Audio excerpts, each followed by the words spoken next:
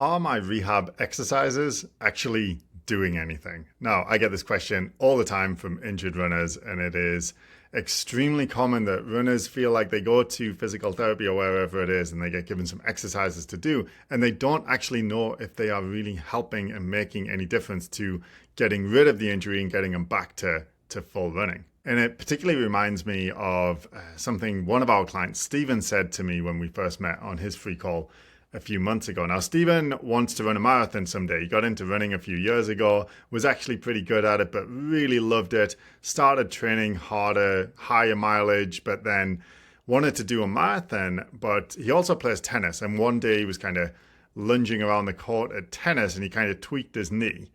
And it wasn't such a big deal at first, but it progressively got worse to the point where he couldn't run on back-to-back days because that would provoke the knee pain. And then after a while, he was having to reduce his mileage more and more until eventually he couldn't run far enough without pain that he was actually enjoying it at all. And he hadn't really ran at all in the previous 2 or 3 months prior to speaking with me. And having stopped running altogether now, he was starting to worry about the future. What was it going to look like for him? And he really felt like perhaps his running days were over and he was starting to contemplate what life might look like going forward if he were never able to get back to running. And he was less active, right? Because of his knee and not running. He'd started to gain a little weight. He was feeling really lethargic and starting to feel actually quite down because of the impact that the ability to run was having on his life. Anyway, he happened to see one of my posts on Facebook or something, so he booked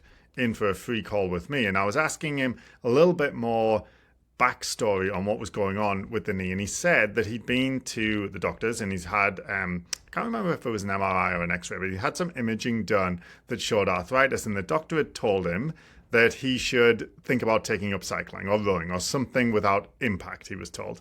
And I mean, I've lost count of how many times I've heard that, and telling that to a runner is a almost unforgivable sin in my book, but that's what he was told.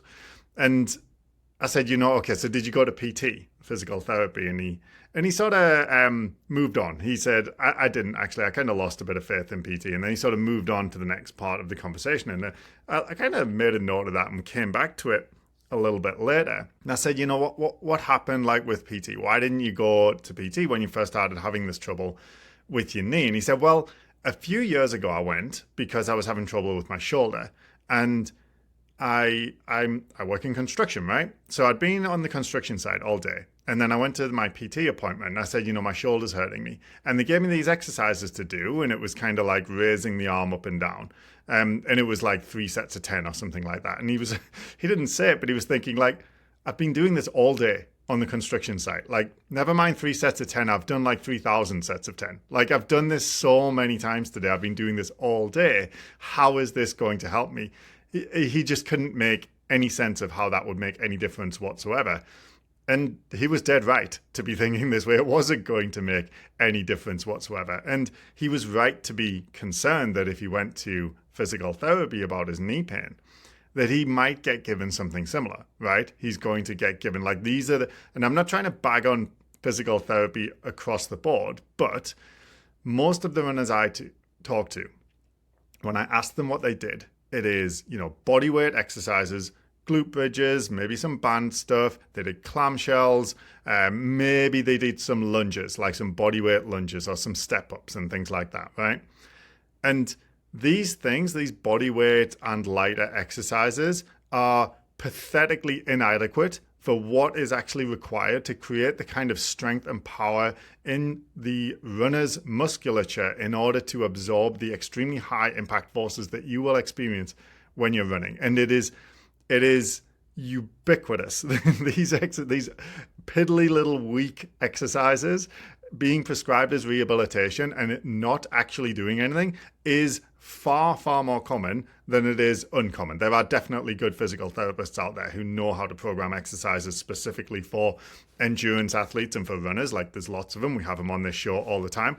But the typical prescription is clams and glute bridges and maybe some foam rolling and some bodyweight exercises that you do once a day that you could literally do hundreds of reps of without feeling anything. And this is how you know. Like if you can do more, if you've been given some rehab exercises for your knee pain and you were prescribed some exercises and you can do more than 15 reps of those exercises, they are too easy. They're probably doing nothing. And that's because runners have plenty of endurance. And any exercise that you can do more than 15 reps of is an endurance exercise. It is working on muscular endurance. And runners have loads of endurance in their muscles because they take like 5,000 steps an hour and they just don't need any more endurance. What they do need is more strength. They need more power. They need sufficient strength and power in those muscles to attenuate the impact forces that they'll experience when they hit the ground.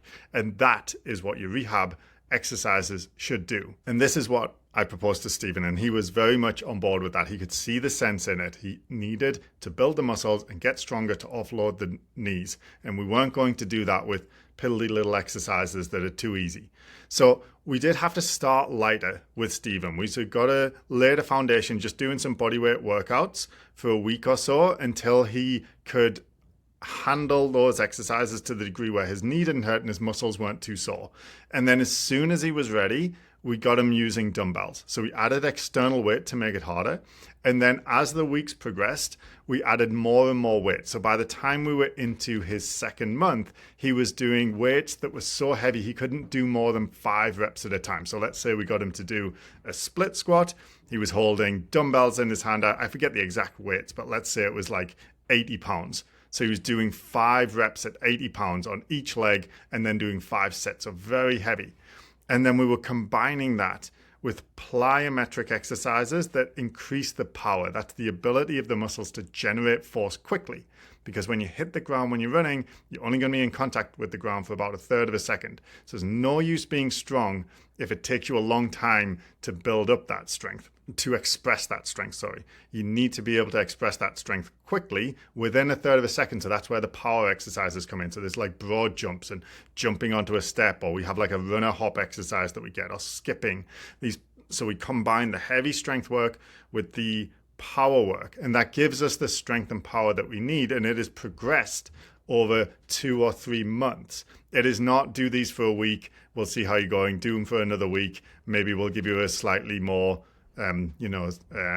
a resistance band that's red instead of green or something, right? Like it's a real progressive strength program that actually makes him stronger and makes his muscles more powerful. And it worked really well because Stephen put in the work, he did all his workouts, and he made sure that on his strength work, he was using a weight that was very challenging to do even 5 reps, right? And within 3 months, we had Stephen running 5 times a week. Now, he's not completely out of the woods. He can still feel his knee a little bit when he's warming up. It goes away within the first 5 minutes, and then he can run like 35, 45 minutes and feel good. So he's in a good place right now, running 5 days a week.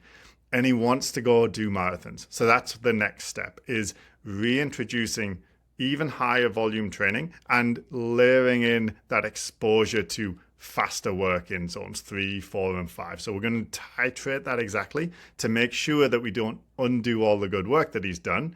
But now he has a foundation of strength that he can lay the running on top of. He has enough strength and power in his muscles to attenuate those impact forces so that when we get him to go run, he's not overloading the knees all the time.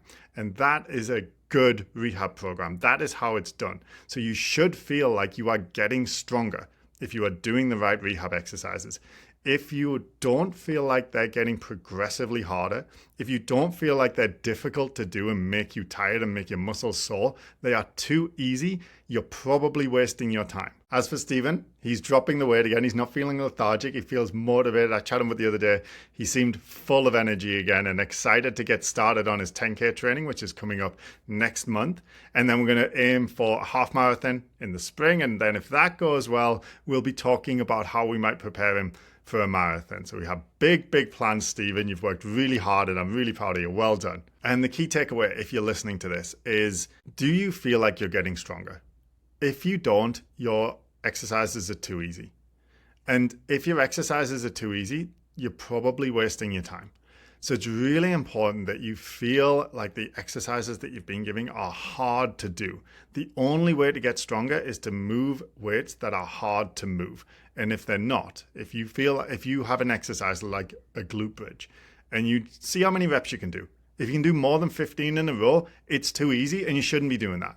And if you're worried that the rehab exercises you've been given are too easy and they're not really causing any true strength gains, any true power gains, which is what you need if you're going to be able to run high mileage 40, 50 mile weeks or whatever it is you want to get to. If you want to be able to tolerate that, you need to build the muscles, to offload the knee structures.